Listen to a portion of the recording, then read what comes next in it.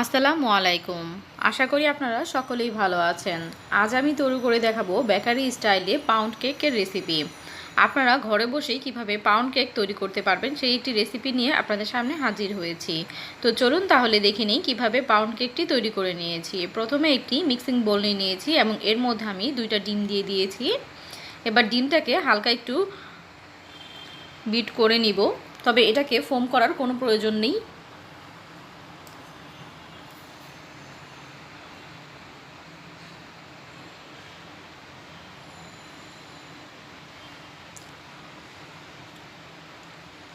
Just কয়েক সেকেন্ডের মতো আমরা বিট করে নিয়েছি। এখন এর মধ্যে দিয়ে দিব চিনি। এখানে আমি চিনি দিয়ে দিচ্ছি হাফ কাপ। চিনি দিয়ে আবারও একটু বিট করে নিচ্ছি।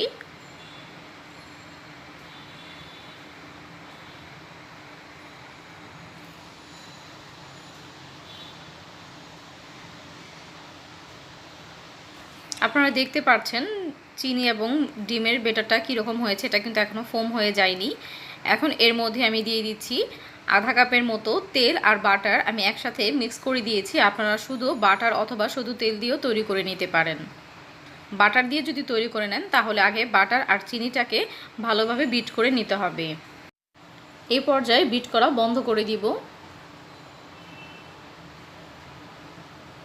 এখন এর মধ্যে আমরা শুকনো উপকরণগুলো চেলে নিব। দিয়ে দিচ্ছি 1 কাপ পরিমাণ ময়দা, 1/4 কাপ দিয়ে দিচ্ছি গুঁড়ো দুধ, দিয়ে দিচ্ছি 1 চামচের মতো বেকিং পাউডার।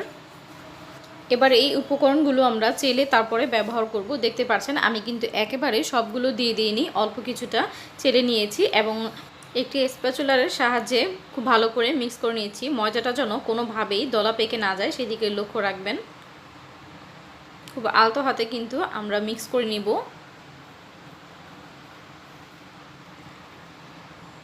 আমি 2 থেকে 3 বারের মতো করে দিয়ে তারপর মিক্স করে নিব।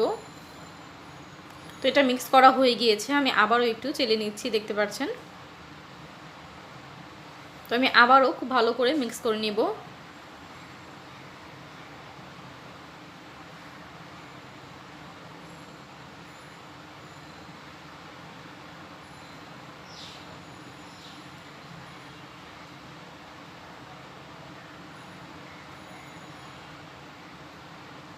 তো আমি 3 বারের মতো করে দিয়ে তারপরে মিক্স করে নিয়েছি। দেখতে পাচ্ছেন সমস্ত মিশ্রণটা কিন্তু খুব ভালোভাবে মিশে গিয়েছে।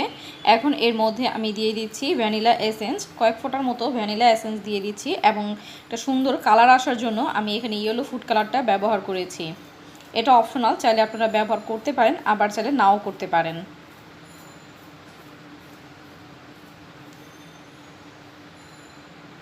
খুব ভালো করে মিক্স করে নিচ্ছি। তো মিক্স করা হয়ে গিয়েছে। এখন আমরা এটাকে বেক করতে দিয়ে দিব। তো আমি আগে থেকে একটি মোল্ড তৈরি করে নিয়েছিলাম, এর মধ্যে আমি বেকিং পেপার বিছিয়ে নিয়েছিলাম। তো এবার আমি মোল্ডের মধ্যে সমস্ত বেটারটুকু দিয়ে দিচ্ছি। আমরা এটাকে ওভেনে বেক করে নেব 170 ডিগ্রি সেলসিয়াসে 40 মিনিটের জন্য বেক করে নেব। আপনারা যদি এটি চুলায় তৈরি করতে চান তাহলেও 40 মিনিটের মতোই বা 50 মিনিটের মতো সময় লাগবে। বড় একটি হাঁড়ি বসিয়ে তার মধ্যে একটি স্ট্যান্ড দিয়ে 10 মিনিট প্রিহিট করে তারপর আপনারা মোলটা বসিয়ে দেবেন এবং ঢাকনা দিয়ে ঢেকে দিবেন যেন কোনো রকম বাতাস ভিতরে প্রবেশ করতে না পারে বা ভিতর থেকে গরম হাওয়াটা বাহিরে বের হতে না পারে। খুব ভালো করে ঢাকনাটা লাগিয়ে দিবেন। তো আমরা ওভেনে দিয়ে কেকটি তৈরি করে নিয়েছি। এবার কেকটি 40 মিনিট পর বের করে নিয়েছি। দেখতে পাচ্ছেন কেকটা কিন্তু খুব সুন্দরভাবে হয়ে গিয়েছে। এখন এর উপর দিয়ে আমি সুগার সিরাপ দিয়ে নিয়েছি। সুগার সিরাপটা আমি তৈরি করেছি চিনি, পানি এবং বাটার দিয়ে জাল করে নিয়েছি। কেকটা গরম থাকা অবস্থায় কিন্তু সুগার সিরাপটা দিতে হবে, তাহলে সুগার সিরাপটা কেকটা সোক করে নেবে। তো এবার কিন্তু ঠান্ডা হলে তারপর মোল্ড থেকে তুলে নিতে হবে কেকটা। যেহেতু সময় কম, সময় স্বল্পতার জন্য আমি আপনাদেরকে কেকটা যখন হালকা একটু ঠান্ডা হয়ে এসেছে গরম থাকা অবস্থায় কিন্তু আমি কেকটা তুলে দেখাচ্ছি। কেকটা কিন্তু এখনও বেশ গরম আছে, তবে আপনারা কেকটা পুরোপুরি ঠান্ডা হওয়ার পর মোল্ড থেকে বের করবেন।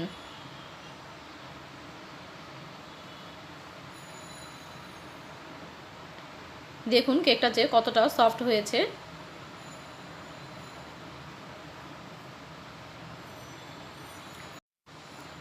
তো তো এখন আমি কেকটা আপনাদেরকে কেটে দেখাবো এর ভেতরটা কেমন হয়েছে। কেকের উপরে কালারটা দেখে কেউ ভাববেন না যে কেকটা পুড়ে গিয়েছে। আমার এখানে লাইটের কারণে কিন্তু কেকটা এমন দেখাচ্ছে। আমি রাতের বেলা কেকটা তৈরি করেছিলাম, সেজন্য কালারটা ভালো আসেনি। তবে কেকটা একেবারেই বেকারির কেকের মতো হয়েছিল কালারটা, প্লাস এটা খেতেও কিন্তু অনেক বেশি মজার হয়েছিল। আপনারা বাসায় অবশ্যই ট্রাই করবেন। আমার ভিডিওটি যদি আপনাদের কাছে ভালো লেগে থাকে তাহলে অবশ্যই ভিডিওতে একটি লাইক দিয়ে দিবেন এবং আপনাদের মতামতগুলো কমেন্ট বক্সে কমেন্ট করে জানাবেন। ভিডিওটি আপনাদের ফ্রেন্ড অ্যান্ড ফ্যামিলির সাথে শেয়ার করে সবাইকে দেখার সুযোগ করে দিবেন। আমার চ্যানেলে যদি আপনারা নতুন হয়ে থাকেন তাহলে অবশ্যই চ্যানেলটিকে সাবস্ক্রাইব করে বেল আইকনটি বাজিয়ে দিবেন। আর যারা অলরেডি আমার চ্যানেলটিকে সাবস্ক্রাইব করে রেখেছেন তাদেরকে তো অসংখ্য ধন্যবাদ। তো দেখতে পাচ্ছেন এর মধ্যে কিন্তু কেকটা কাটা হয়ে গিয়েছে। কেকের ভিতরটা দেখেন কতটা বেশি সুন্দর হয়েছে।